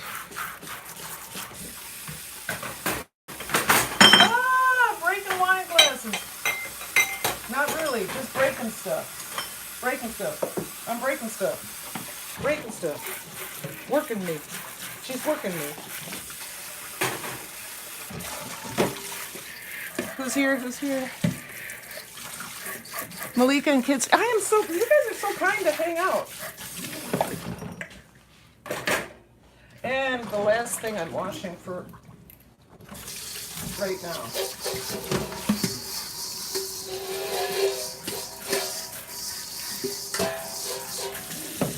All right. Will this stay up there? Yes, it will. Don't need this water. That was a lot of water I used. I shouldn't have used that much water. We know my hands are clean.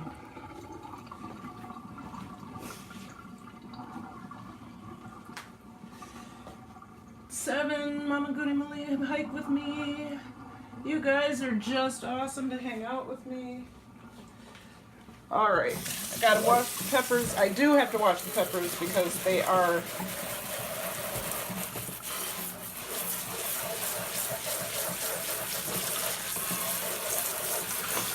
they're conventional peppers and we don't know what's on them.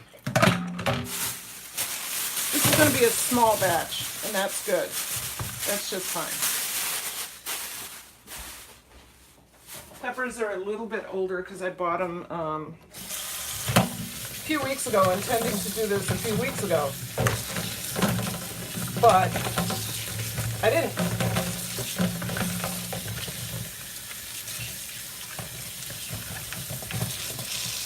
Okay, once again, we're going to use the apple cider vinegar because it kills bad stuff. And yes, this is apple cider vinegar that I made. Oh, that's just discolored. All right. So,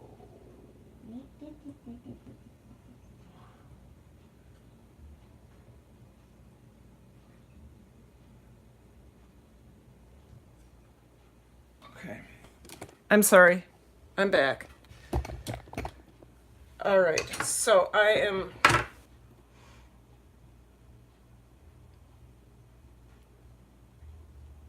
okay. Just trying to figure out where I am with this. So I'm going to use, this is about I don't know how many pounds of peppers this is. I'm going to get my, when you're fermenting things like peppers, you got to know how much you're fermenting because you need to know, I washed something that I can use. Yes, right here. You need to know how much sugar or salt you're going to use. So I'm going to weigh how much I have. If I have a pound, I'm good. If not, I need to do some recalculation.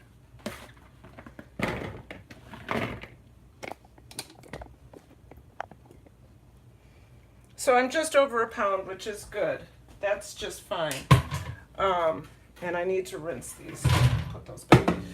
So I will need 4 cloves of garlic. Oh gosh, it's a mess in here. I'll need 4 cloves of garlic, 2 tablespoons of salt.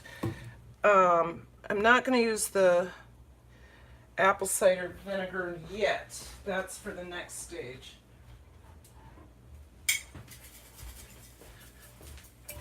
I need a quarter or a half cup, excuse me, I need a quarter cup of organic sugar and water. And so I'm going to make my fermented peppers in a ball jar, a large ball jar. So, how many? I have 7 watching still. Excellent. Let me peel this over a.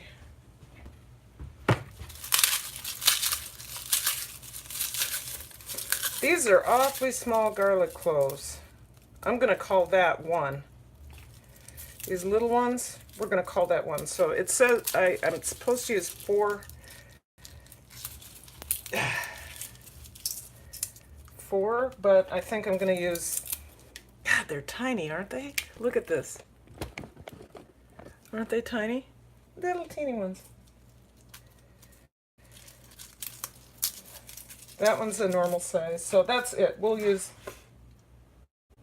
that's a quarter cup. We'll use 1, 2, 3, 4, 5, 6. That'll be good enough. And I need to cut my peppers once I rinse them. And I'll go rinse them now. It's been long enough.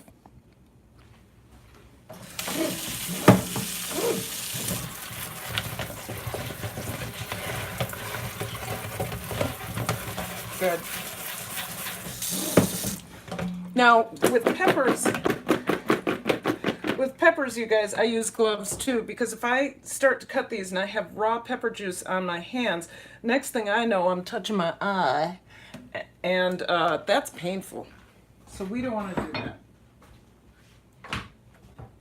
That's my sugar. Bring you back over here.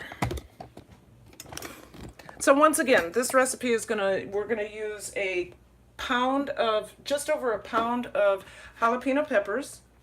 We're going to use a quarter cup, I think that's about what I have left, a quarter cup of, hi Nike girl, thank you, a quarter cup of organic cane sugar, I'm using 6 small garlic cloves, and then we will also fill the jar. We'll also do, we'll make a pepper mash with some water. So, here we go. I am ready for this. Are you? I hope so. Let's get some gloves on.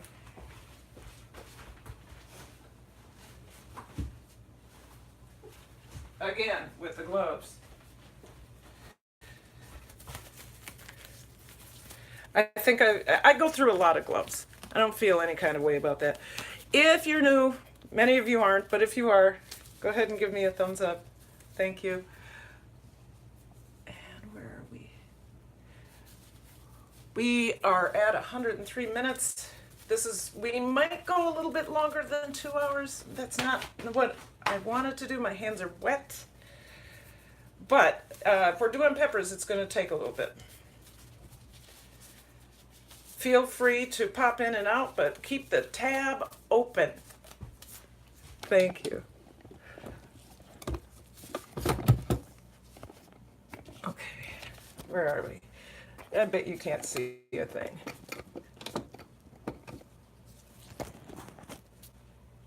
There we go. All right, move this out of the way. See if we can get some light on it.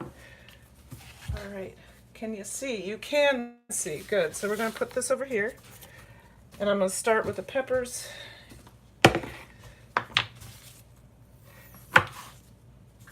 Okay, so the question then becomes, am I going to take the seeds out? I don't think so. I have become a person who likes her fermented peppers hot. So once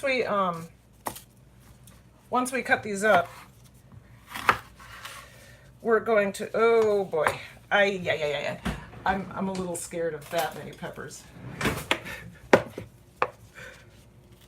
I mean, that many seeds. Just a little bit too much for me. Why don't we, I'll go through and do all that first, because look at, then I'll cut them the other way. That's good. I'm probably going to end up cleaning a lot of these out because they look like they have a ton of seeds. Yeah, I will. I'm not that I'm not a pepperhead. I just like fermented jalapeno peppers.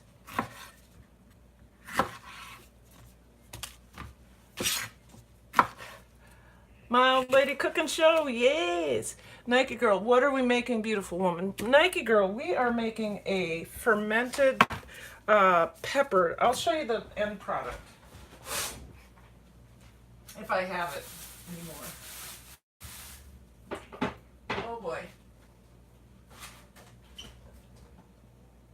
Thought I was going to show you the end product, but I'm not going to because it's buried in my refrigerator, and we went shopping today, so there's a lot of stuff that still needs to be tended to. What I do is I chop in I cut my peppers, I chop them in a Vitamix so that I have a pepper mash, and then I ferment them with sugar for 13 days. And afterwards I can either make a sauce, a green chili sauce, which I have done and I do enjoy, but I usually make that and then give it to my niece because I want the fermented peppers. I don't need the chili sauce, and I certainly don't need that much, and she uses a lot of chili sauce, so a lot of green chili sauce. So still have 7 watching, that's good. If you guys can hang on, I really appreciate it. All right, so there's our peppers cut in half, and I know that I'm gonna need to, first of all, I need to blow my nose. You guys, allergies are terrible. Allergies are awful right now. I'm going to get the seeds out of most of these. So, I'm going to need a bigger bowl than that.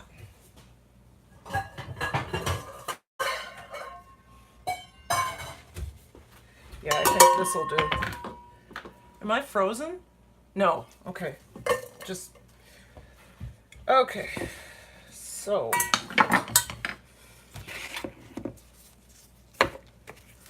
I'm going to try to let you see what I'm doing here.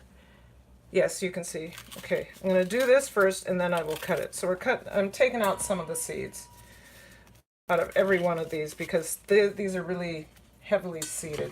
Put that aside for right now. Some of them aren't so bad, but there we go. That one we already did. That's a lot of seeds. If you don't know, the seeds and the ribs in a pepper hold all the heat. Most of the heat, not all of it. And for me, like I said, I'm not a pepperhead. I like jalapeno pepper. Thank God that it's one of the most prolific peppers. I hate that sound. Because it's my favorite pepper. I do like serrano, but jalapeno almost tastes like fruit. A hot fruit to me. I mean, that's my experience with it. Thank God I have glasses on too, because I just got squirted with some jalapeno juice. Who's here? We have 8 watching. Same folks, and I'm so glad you're here. Wanted to drop and show some love. Hope you have a wonderful Saturday. Thank you, Nike Girl. Yes, absolutely. Absolutely. If you're new, please go ahead and hit the thumbs up. Let me know that you were here. It looks like I've had 35 thumbs up so far. I am running. What am I saying? I don't know what I'm saying. So taking the ribs out, taking the seeds out so I don't have as much heat. That's good, that's good. So I don't have as much heat in my pepper sauce. I do want some heat, but I don't want my, like I said, I'm not a pepperhead. Some of these pepperheads I see on YouTube who are doing these like pepper challenges, I'm like, what? You know, taking whole habaneros and just chewing on it until they can't handle it anymore. And I don't get that. I don't get that. Our lady cooking, Miss Smith Eats. Hi, hello, Miss Smith Eats. Thank you for coming in. All right, and with these, don't mind the loud sound, but we're gonna just smash them like that, so they're easy to peel. That one I need to smash. Super easy to peel then. I mean, you can do that with the back of a knife, but why not use a... It's easy. Makes quick work of it. Just peels right off. I know there are other ways to peel garlic, but this is the fastest way for me.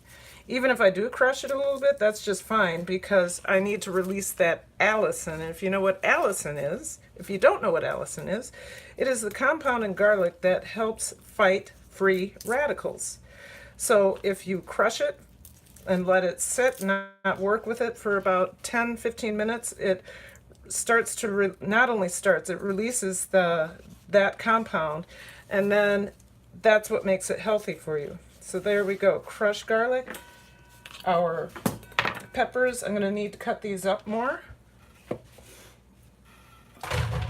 So move this off to the side and put this over here, and here we go.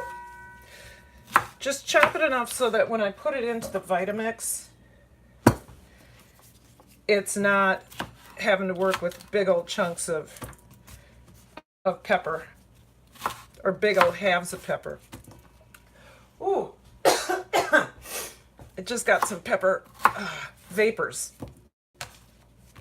in my throat. Lord have mercy. Lord have mercy. Okay.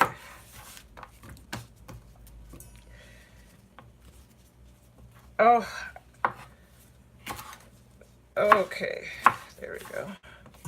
There's got to be a faster way to do this. I wonder if I can stack 3. They're kind of slippery. 1, 2, 3. Yes. Good.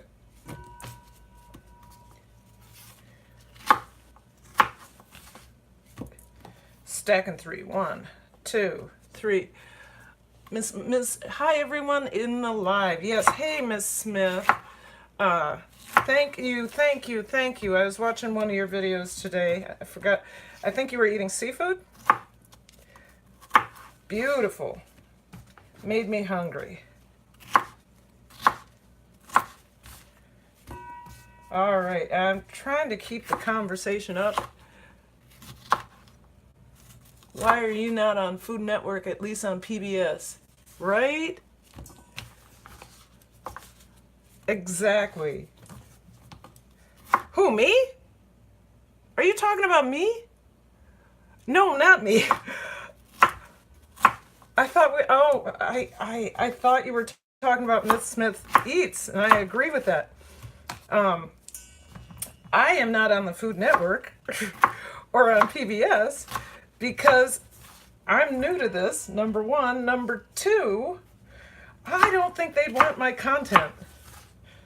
They have plenty of people. Plus, I have a career as a teacher, both in dance and in, put that right in there, in dance and in English. When I get done teaching in 6 years, I hope this is my job. I hope that I'm on everybody's YouTube watch list, and that this is all I have to do, along with writing a blog, because teaching's hard. All right, you guys, the next process here is that we take this, we get our Vitamix, we make sure we have water on hand, and we're gonna grind all this up with a 1/4 cup of sugar. Not like small grind. We're gonna just mix it up. So let me get that.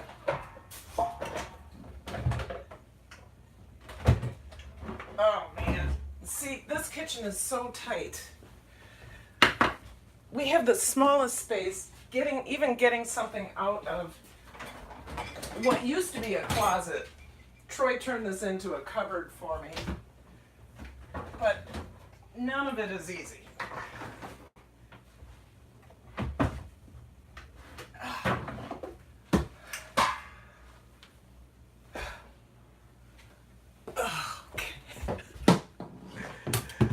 None of working in this space is easy.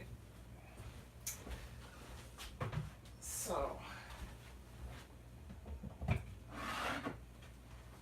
all right. I need to shift some stuff around. Got this. Gonna set up my Vitamix.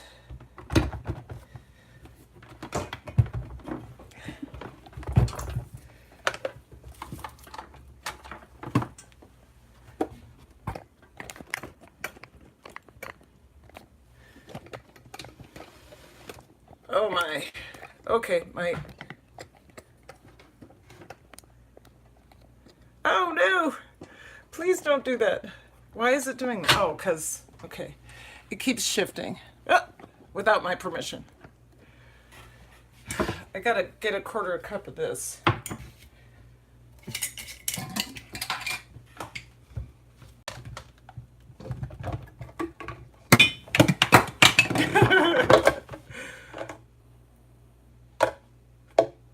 No, that's not good.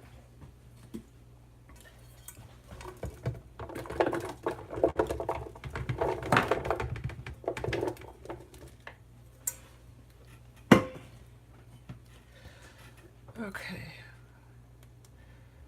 Let me just check something to make sure I'm doing this right. I want to make sure I'm doing it right. So, using original mixed peppers and sugar. Okay. So I need both salt and, I forgot. You guys, it's a 1/4 cup of, it's 2 tablespoons of salt. That's my everything seasoning. 2 tablespoons of salt. I need more than that. 2 tablespoons of salt and a 1/4 cup of sugar.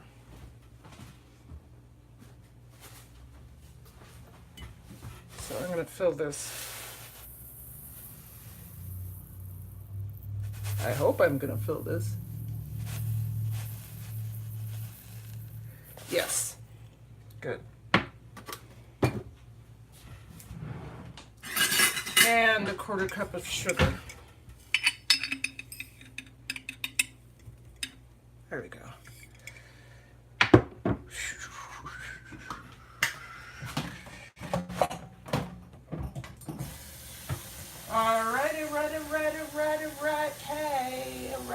Righty.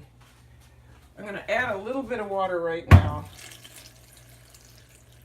That's good. I added about probably a cup of water. This is going to get loud. So be prepared for that.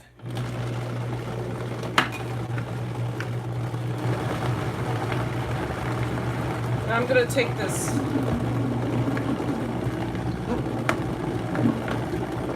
That's good that yeah, there we go. I don't need to go on high with this at all. I just want to mash up those peppers to get a good pepper mash.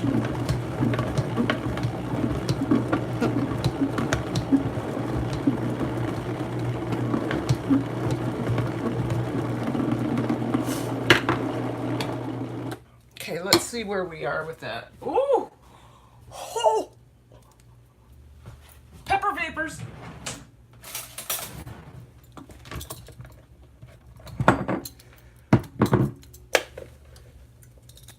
So, it's almost small enough, but there's still some big chunks in there. So I'm just gonna go a little bit more. Ooh, the garlic. Oh, pepper vapors. Oh my God.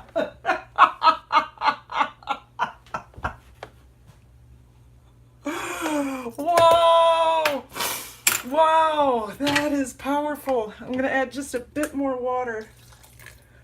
Holy Hannah! I was smelling the garlic and then the pepper vapor hit me and I almost fell over. Go a little bit more.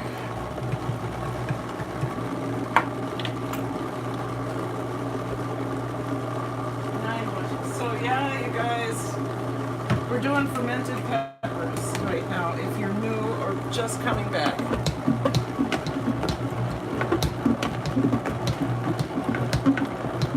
Watch out for pepper vapors. Oh, I think we're good here.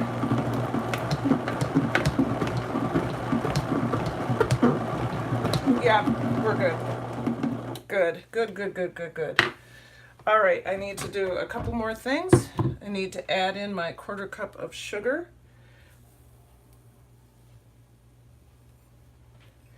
And 2 tablespoons of salt. 2 tablespoons of salt. So 1. The salt is going to stop the, is going to kill or go after, inhibit bad bacteria from growing. So that's why we want that. The sugar is good for fermentation.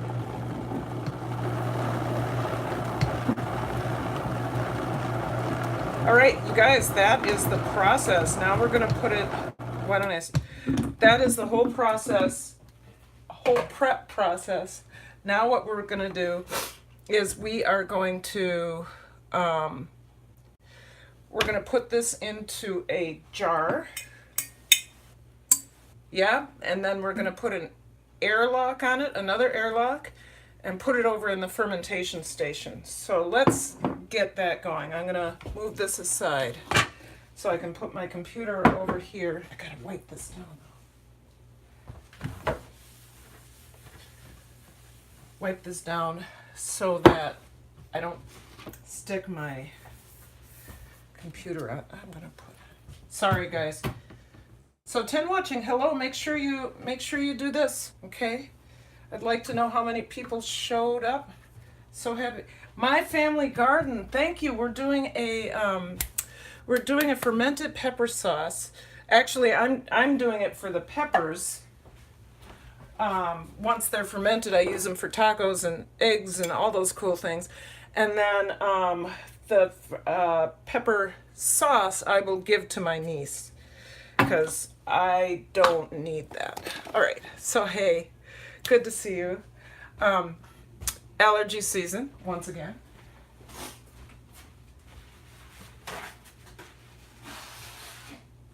Oh my God. I'd like to know what it's like one day of my life to not have to blow my nose. Just one day.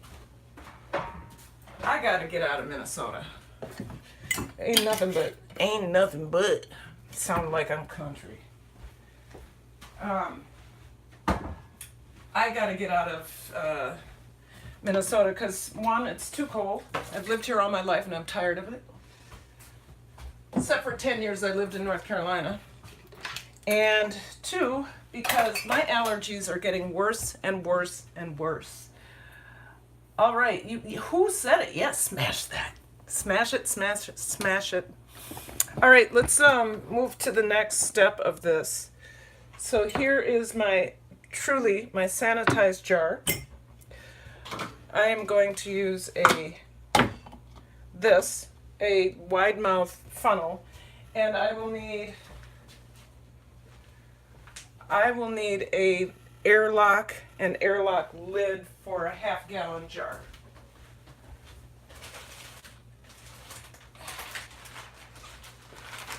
So I do have an Airlock Lid.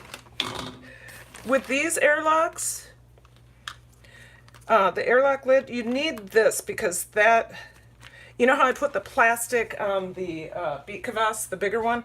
This does, peppers. This does the same thing. It seals it tightly to the jar. Whereas those other lids with the hole in, they don't have anything like that. So that's why I put the plastic on there. And then I need an airlock with its lid. Okay, so let's do this. All right, pepper mash going down.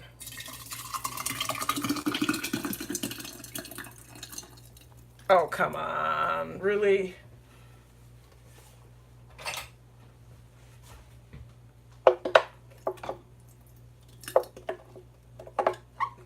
You guys will not believe the transformation in color by next week. So that when I do my live, I'll show you that, my weekend prep live. I'll show you that. Also, I have a live stream coming up on Tuesday, and I have a job for all of you that are coming in. What I would like you to do is be prepared to share what your channel is about and what you offer to the community. So what is your channel about and what do you offer to the community? If it's humor and entertainment, great. If it's like me, fermentation and gut health, great. I wanna give, oh my God, the peppers. I want to give everybody an opportunity to network and share who they are and what they're about so that people are excited to come to your channel. All right, so I'm going to do an extra step here.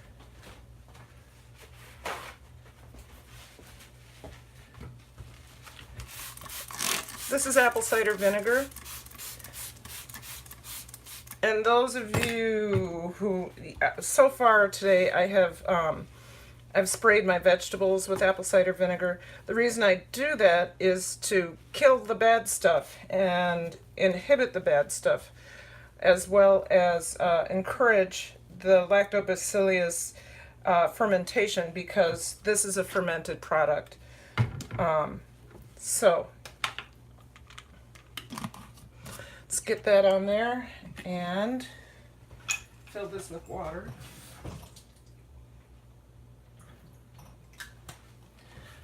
Get this on there.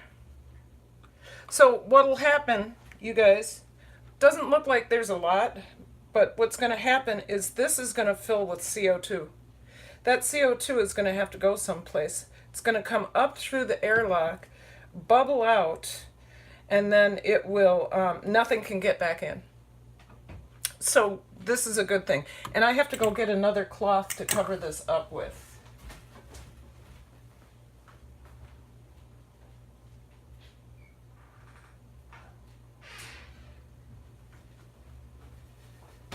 Another thing you want to make sure to have happen is that, well, you don't want it to happen. You don't want your ferments to be exposed to any direct sunlight. I can't tell you why, except for I know that when I expose wine to direct sunlight, it goes bad, right? So I think because wine is a fermented product and beer is a fermented product and Beet Kvass and all of that are fermented products, I think sunlight kills it. I think that's what it is. So let's go ahead and put this in the fermentation station.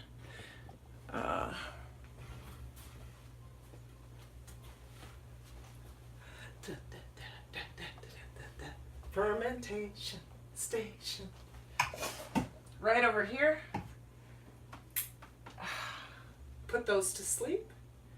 And let's, why don't we go ahead and look at, the, I have to unplug again. Let's go ahead and look at the chicken stock and see where we are. Ah, look at that. Yes. Yes, yes. Okay, hold on.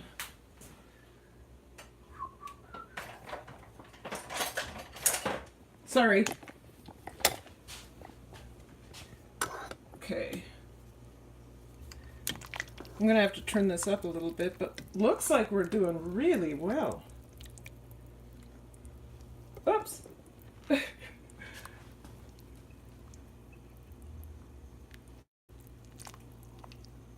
Yeah.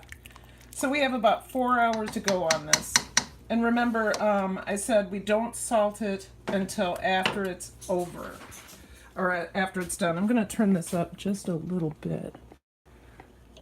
Because I do want to see some simmering. There we go. All right, and before we go, let's see if we can get another Stella sighting. Stella! Oh, did you see her on her stool? You guys, she has the stool so that she can look out the window and look like she's taller.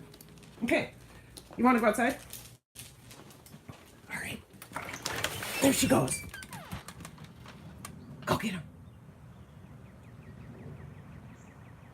Good dog.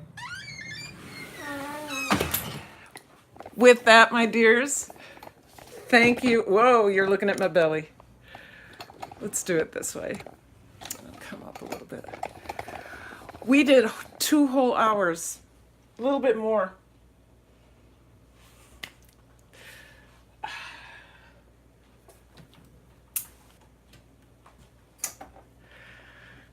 I want to say thank you for coming. It has been my pleasure to do chicken feet